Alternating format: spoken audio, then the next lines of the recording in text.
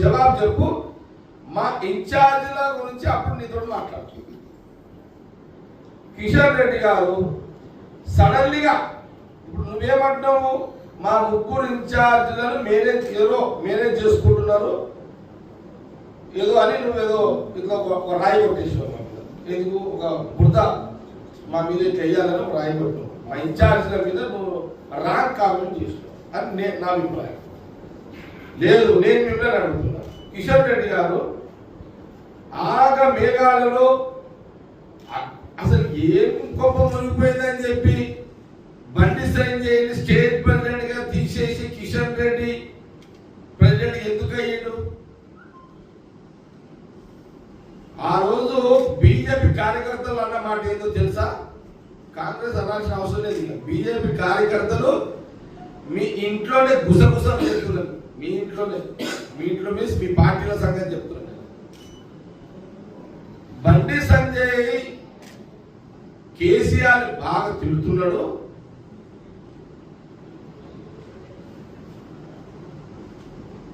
అది కాంగ్రెస్ కి బాగా లాభమవుతున్నది, కేసీఆర్ కి నష్టమవుతున్నది. ఇతను తప్పించి నోరు మెదపని ఒక డమ్మీ క్యాండిడేట్ పెట్టాలని కిషన్ రెడ్డిని కేసీఆర్ ప్యాకేజీలో కిషన్ రెడ్డి గారు బీజేపీ ప్రెసిడెంట్ అయ్యారు. ఇది కాంగ్రెస్ పార్టీ విమర్శ కాదు, ఇది బీజేపీ కార్యకర్తలు అంటున్న మాట. కేసీఆర్ ప్యాకేజీలో బండి సంజయ్య దిగిపోయిండు, కిషన్ రెడ్డి గారు ప్రెసిడెంట్ అయ్యిండు. అమిత్ షా ఏ చిట్టి రాసి పంపిస్తాడో అదే కిషన్ రెడ్డి గారు మాట్లాడతారు. ఇక్కడ బీజేపీ కార్యకర్తలు నాయకులు ఏ స్పందన కూడా పరిచయం అయిపోయారు. ఇది పరిస్థితి. దీనికి జవాబు కిషన్ రెడ్డి ఫస్ట్ చెప్పు. మీ కార్యకర్తలే మీ మీ మీ వ్యవహారం బయట మాట్లాడారు, దీనికి జవాబు చెప్పు. అప్పుడు అరే నిజంగా కిషన్ రెడ్డి అప్పుడు మేము మా ఇన్ఛార్జీల గురించి మేము అప్పుడు ప్రశ్నించు, మేము జవాబు చెప్తాం. నీ ఇల్లే నీ చక్కగా లేదు, నీ సంసారమే నీ చక్కగా లేదు, నీ పార్టీని నీ దగ్గరే పెద్ద పెద్ద ప్యాకేజీలు నడుస్తున్నాయి. ఎవరు ఊహించకపోవచ్చు బండి సంజయ్ తీసేసి కిషన్ రెడ్డి గారిని పెడతారు అని చెప్పి. కాబట్టి కాంగ్రెస్ పార్టీ అనుడు కాదు, ఫస్ట్ మీ పార్టీ మీది మీరు ఆత్మవిమర్శ చేసుకోండి. కాబట్టి మీకు మా ఠాకూర్ గారి మీద, ఠాకరే గారి మీద, దీపా మున్షి గారి ముగ్గురు ఇన్ఛార్జీల మీద, ఇప్పుడు ప్రెసిడెంట్ ఇన్ఛార్జి మీద కూడా నైతికంగా మీకు కిషన్ రెడ్డి గారికి విమర్శించే హక్కు లేదు. ఇది కాంగ్రెస్ పార్టీ తీవ్రంగా ఖండిస్తుంది. ఫస్ట్ నీ బురద కడుక్కో, నీతోనే టన్నుల బురద నీ దగ్గర, అది కడుక్కో అని నేను కిషన్ రెడ్డి గారికి సూచన చేస్తున్నాను. ఇంకోటి దాని ఈ పార్లమెంట్ ఎన్నికల తర్వాత రాహుల్ గాంధీ జేసీ విడిచిపెట్టి పారిపోతాడు అది మళ్ళీ చెప్తుంది. నువ్వు అడిగినావు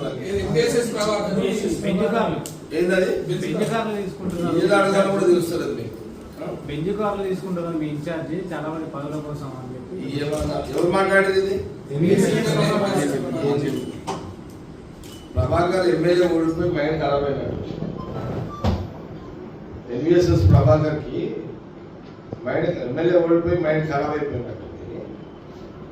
బెంచ్ కారు లెక్కన అది కూడా ఒకటి నిందన. అదేమన్నా 10 లక్షలు కడితే లోన్ ఇస్తున్నారు. ఆ బెంచ్ కారు పెద్ద పని అదేమన్నా? 10 లక్షలు కడితే నెలకు ₹1,00,000 కట్టుకోవచ్చు లోన్. 2 కోట్ల బండి కూడా ఇస్తున్నారు. అది కూడా నింద, అదే ఒక నింద. అది ఒక బెంచ్ కారు ఒక పెద్ద ఇలా ఈ రోజులలో బెంచ్ కారు గిఫ్ట్ అనడం, విమర్శ బీజేపీ చేయడం అనేది ఇది నవ్వులాటగానే ఉంది.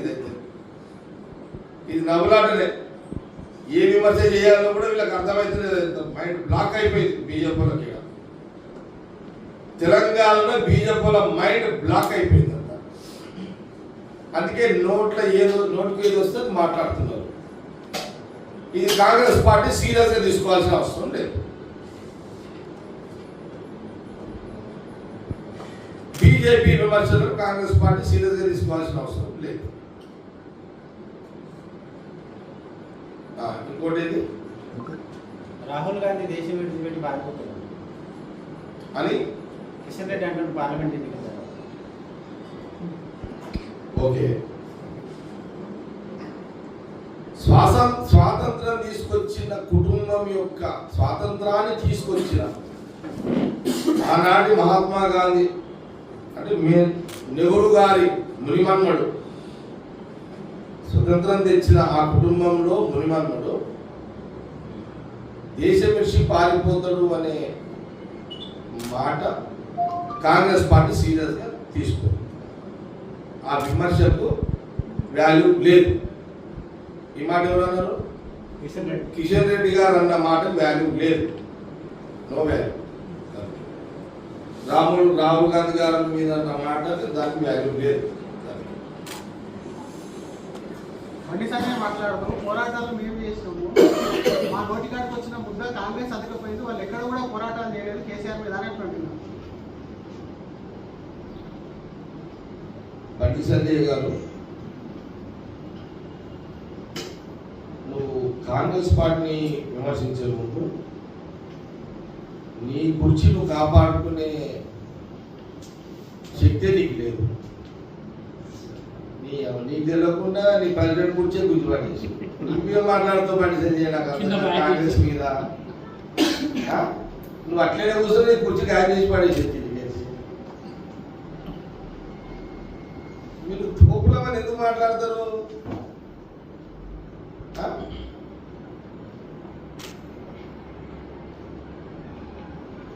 మళ్ళీ ప్రశ్న అది నోటికాడ ముద్ద పోరాటాలు చేస్తే మమ్మల్ని నోటికాడ ముద్ద నోటికాడ ముద్ద అనేది మేము పెడితే అంటే ప్రజలు పెడితే ఇది దూరం వచ్చాక నువ్వు కూర్చొని కూర్చే గాయం చేసేది నీ పార్టీ. నేను దానికే దిక్కులేదు, నువ్వు దానికే సోయలేదు నీకు. నువ్వు ఇక ఎవరో పెట్టే ముద్ద గురించి మాట్లాడుతున్నావు. నువ్వు ఫ్రీ బస్సు ప్రయాణం మొదలు పెట్టిన బస్సు ప్రయాణం ఈ రోజు ఇప్పటి వరకు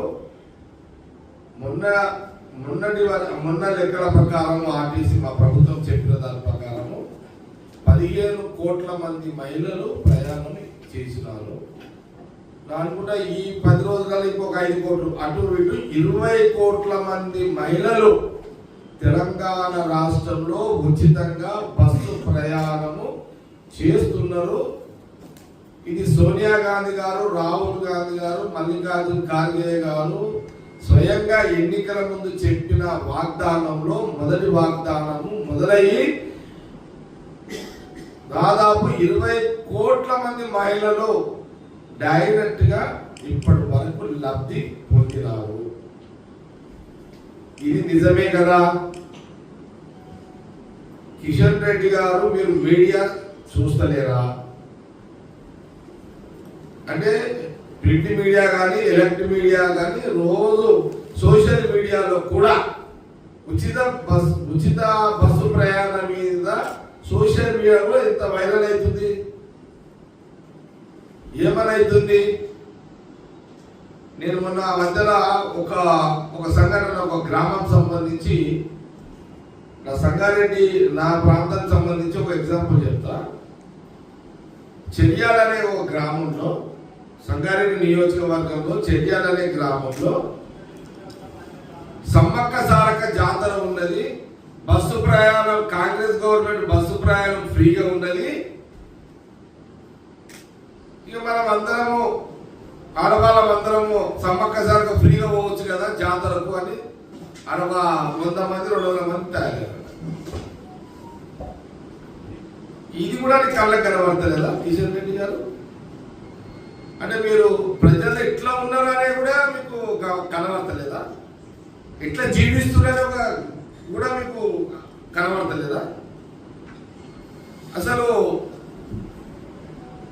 కొన్ని సోషల్ మీడియాలో ఈ బస్సు ప్రయాణం మహిళలు అయితే ఉచితంగా సోనియా గాంధీ సీఎం రేవంత్ రెడ్డి ప్రవేశపెట్టిన తర్వాత 2 నెలల్లో సీట్లు దొరకక కొట్లాడుతున్నారు మహిళలు. అక్కడ ఆర్టీసీ బస్సులో సీట్లు లేవు, కూర్చోవడానికి మహిళలకు సీట్లు లేవు. ఎందుకంటే డిమాండ్ పెరిగింది. ఉచిత ప్రయాణము డబ్బులు లేకుండా చుట్టాల దగ్గరికి పోయినా, ఇంకెక్కడ బంధువుల దగ్గరికి ఎక్కడైనా పోయినా, ఏదైనా గుళ్ళకు పోయినా, ఏదైనా గోపురాలకు పోయినా, ఏదైనా దావత్కు పోయినా, మహిళలు ఎక్కడ పోయినా ఈ తెలంగాణ ప్రాంతంలో ఉచితంగా ప్రయాణము ఫ్రీగా చేస్తున్నారు. సీట్లు దొరకక ఇబ్బంది పడుతున్నారు మహిళలు. ఇది సోషల్ మీడియాలో కూడా, ఎలక్ట్రానిక్ మీడియా, ప్రింట్ మీడియాలో వస్తున్నాయి కదా కథనాలు. ఇది కిషన్ రెడ్డి కనబడలేదా? కావాలంటే కిషన్ రెడ్డి గారు ఒకసారి మీ భార్యను కూడా ఆర్టీసీ బస్సు ట్రై చేయమని చెప్పండి. కిషన్ రెడ్డి బీజేపీ రాష్ట్ర అధ్యక్షుడు భార్య ఒకసారి ఎక్కడ బస్సు ఎక్కిన తర్వాత ఆ బస్సులో కిషన్ రెడ్డి గారి భార్య బస్సులో ఎక్కి ఒకవేళ టికెట్ ఫ్రీగా ప్రయాణం అవుతుందా లేదా ఒకసారి చెక్ చేయండి. ఆ పని చేయండి, మీకు కొంత అవగాహన కోసం చేయండి. బురద జల్లుడు పని చేసుకోవాలి. ఈ బురద జల్లుడు లేనిది ఇట్లా వేస్ట్. ఎందుకంటే నువ్వు ఒక సెంట్రల్ మినిస్టర్వి, ఒక రాష్ట్ర అధ్యక్షుడివి, నీకు ఇంత కూడా నీకు ఇన్ఫర్మేషన్ లేకపోతే, రాష్ట్రంలో ప్రజలు ఎట్లున్నారో అనే ఇన్ఫర్మేషన్ లేకపోతే నువ్వు ఏం సెంట్రల్ మినిస్టర్వి, నువ్వు ఏం రాష్ట్ర అధ్యక్షుడివి? నంబర్ 1. నంబర్ 2 ఇంకోటి ఏది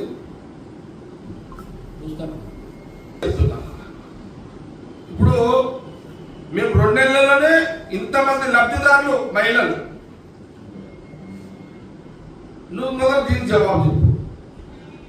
10 ఏళ్ళు అయింది. పేదవాడికి 15 లక్షల రూపాయలు ప్రతి అకౌంట్ లో 15 లక్షల రూపాయలు నల్లధనాన్ని తీసుకొచ్చి భారతదేశంతో పాటు తెలంగాణ ప్రాంతంలో ఉన్న అందరి అకౌంట్లలో పేదవాళ్లకు 15 లక్షల రూపాయలు వేస్తా అని ఒక ప్రధానమంత్రి మోడీ స్వయంగా చెప్పిన తర్వాత కూడా ఇప్పటి వరకు కూడా అమలు కాలేదు. దానికి జవాబు నీ రథయాత్ర మీదకి చెప్పగలవా?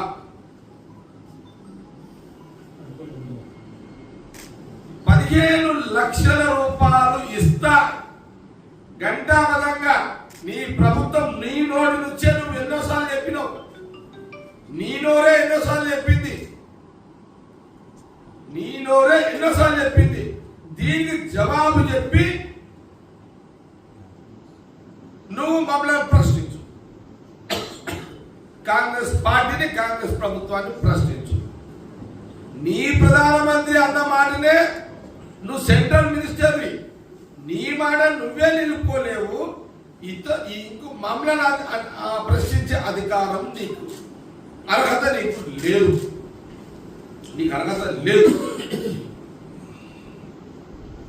రెండవది, సంవత్సరానికి 2 కోట్ల మంది యువకులకు, భారతదేశంతో పాటు తెలంగాణ ప్రాంత యువకులకు కూడా 2 కోట్ల మందిలో కొంతమందికి ఉద్యోగాలు ఇస్తామని ప్రధానమంత్రి చెప్పిండు. బీజేపీ ప్రధానమంత్రి చెప్పిండు. అందులో నువ్వు కూడా క్యాబినెట్ మంత్రివి. దీనికి జవాబు చెప్పు. దాని తర్వాత కాంగ్రెస్ పార్టీని, ప్రభుత్వాన్ని అప్పుడు నువ్వు ప్రశ్నలే. ఈ 2 మా కాంగ్రెస్ పార్టీ ప్రభుత్వం తరఫున యాజ్ ఎ వర్కింగ్ ప్రెసిడెంట్ గా నీకు 2 ప్రశ్నలు వేస్తున్నా. దీనికి జవాబు చెప్పి మమ్మల్ని అప్పుడు అడుగు. లేకపోతే నేను కిషన్ రెడ్డి గారికి ఒక మాట చెప్తున్నాను.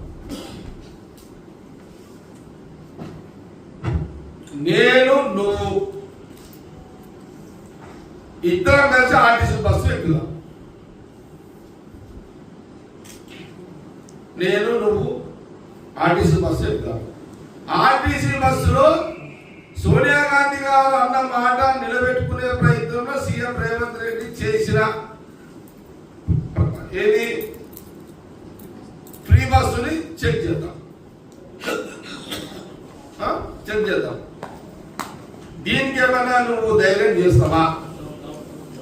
దీనికి కిషన్ రెడ్డి గారు ధైర్యం చేస్తారా? ఇది ప్రశ్న.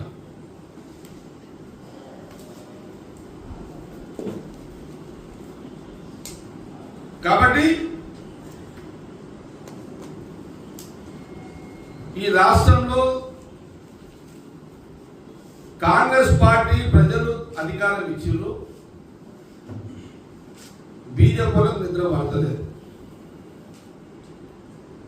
ఏదో రకంగా కాంగ్రెస్ ప్రభుత్వం మీద బురద చల్లాలి, మీడియాను వాడుకోవాలనే ఒక కోట్ల రూపాయలతో ఆ కష్టకాలంలో నువ్వు అప్పుడు కూడా ఎవరు సపోర్ట్ లేకుండా సింగిల్ చేయి మీద నువ్వు అంత పెద్ద సభ ఏర్పాటు చేసినావు.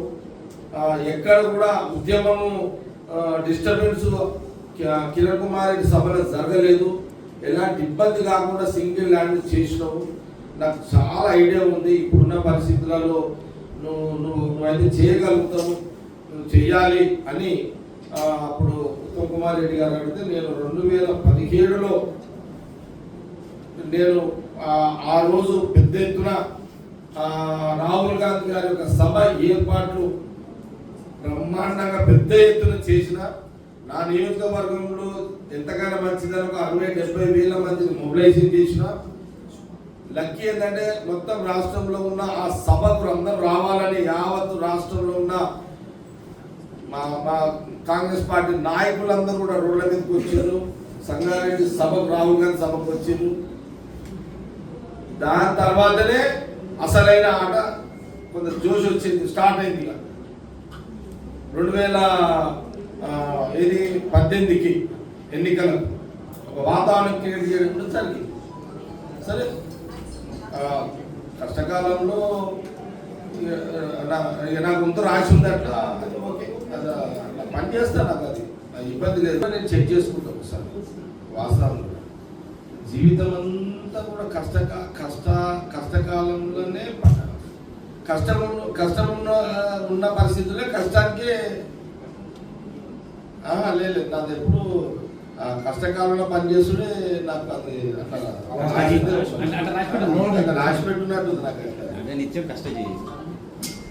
ఏముంటది వాస్తవం కూడా చెప్తున్నా.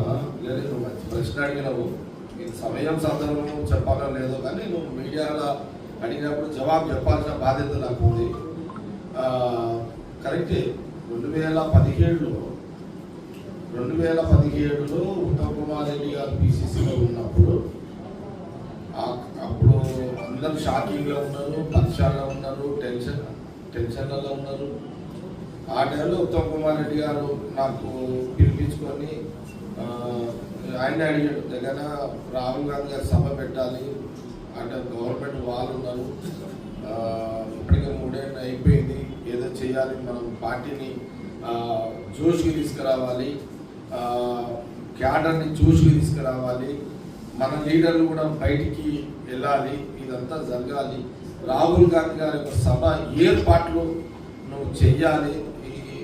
నువ్వు నాకు తెలుసు ఆర్థికంగా నువ్వు ఇబ్బందులలో ఉన్నావు, అందరం ఇబ్బందులలో ఉన్నాము, అయినా సరే నువ్వు నేను అడుగుతున్నా అంటే నేను ఎందుకు అడుగుతున్నానంటే నువ్వు గతంలో ఉమ్మడి రాష్ట్రంలో రాష్ట్రం అంతా ఉడుకుతున్నది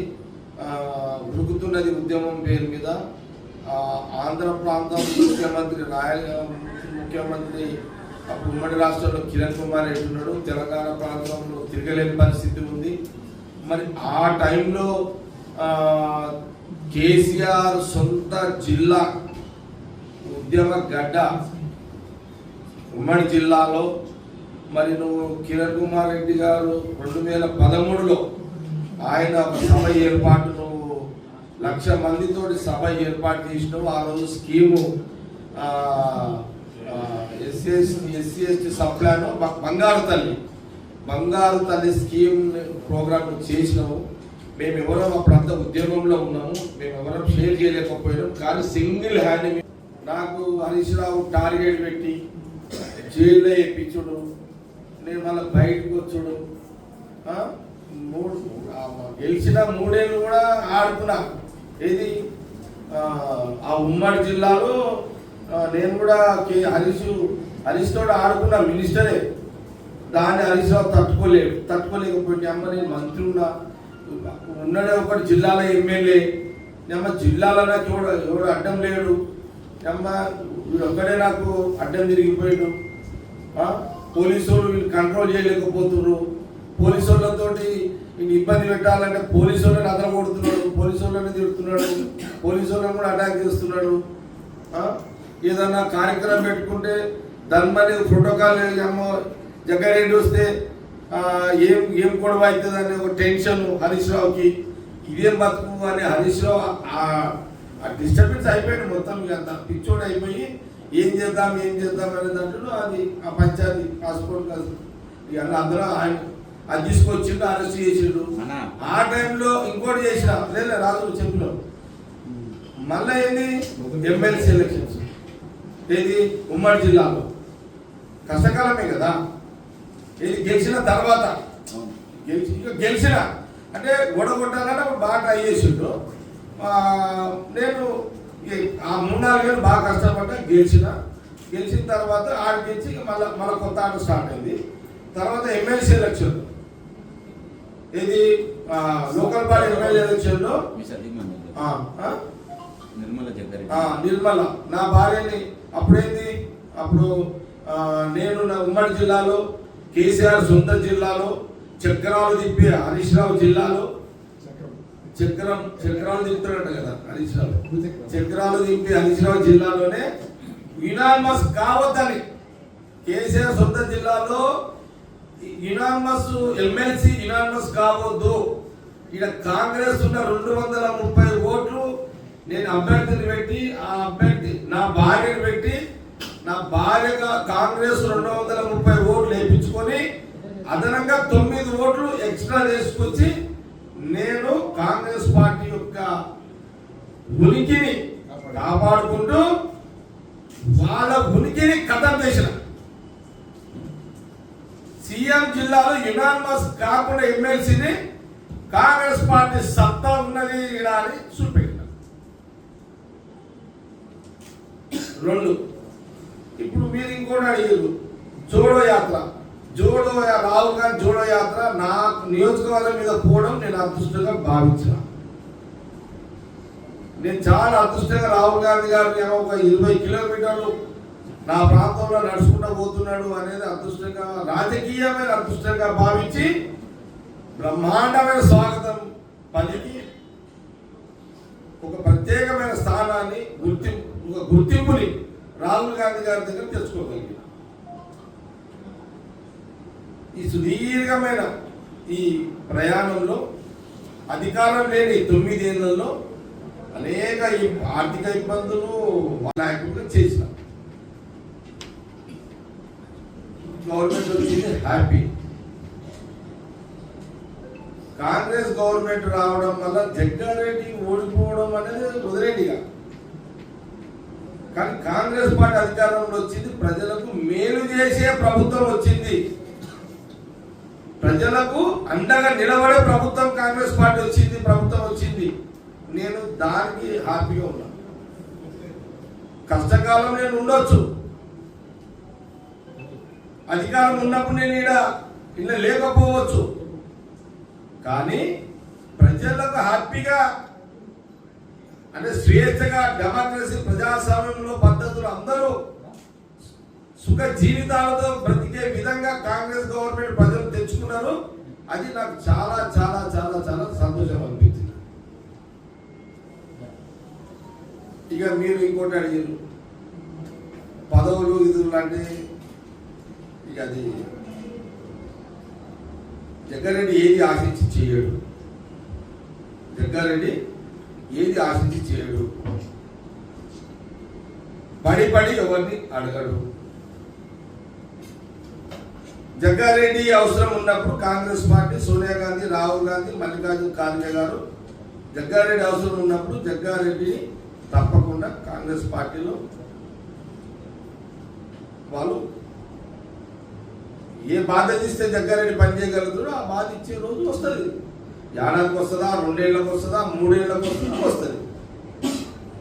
కాబట్టి గవర్నమెంట్ వచ్చే టైంలో నేనేదో లేను అనేది ఎవరు ఫీల్ కావద్దు. ఎవరైనా ఫీల్ అయ్యేటోళ్ళు ఉంటే అవుతున్నా నేను అంటలేను, కానీ అవుతున్నా నేనేది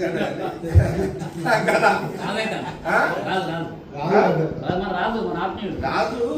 ప్రశ్న అడిగిండు అంటే నన్ను అమ్మా ఈ 9 ఏళ్ళు కష్టకాలంలో నువ్వు అసలు టైంలో లేకపోతే అని కొంత ప్రశ్న ప్రజలదే అడిగింది. ఎవరో ఒకరు ఇద్దరు అనుంటాడు, అడిగింటాడు, కానీ పెద్ద పెద్ద పెద్ద విశేషం ఏం కాదులే. అదే పెద్ద విశేషం ఏం కాదు. ఏందన్నా అడుగుతున్నారా ఏంది ఏమన్నా టీసీసీ లేదా ఇంకేదన్నా మంత్రి పదవి అడుగుతున్నారా? అది మీ అందరు కూడా తెలుసు కదా, నేను దగ్గర 5 ఏళ్ళ నుంచి పీసీసీ కావాలని అడుగుతూనే ఉన్నది. కొత్తగా అడిగేది ఏముంది ఇంకా?